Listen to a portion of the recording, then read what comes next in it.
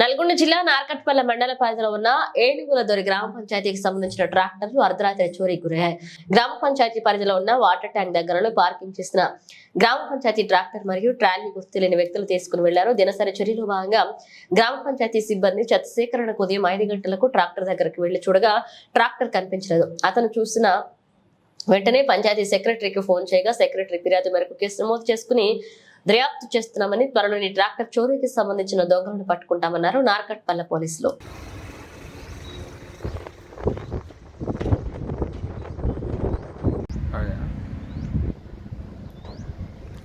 నార్కట్పల్లి మండలం ఏనుగులదొరి గ్రామంలో గ్రామ పంచాయతీకి సంబంధించినటువంటి ట్రాక్టర్ అంటే ఇంజన్ ట్రాలీ 2 దొంగతనం చేయడం జరిగింది అని ఏనుగులదొరి గ్రామ పంచాయతీ సెక్రటరీ గారు పోలీస్ స్టేషన్లో దరఖాస్తు ఇచ్చినారు.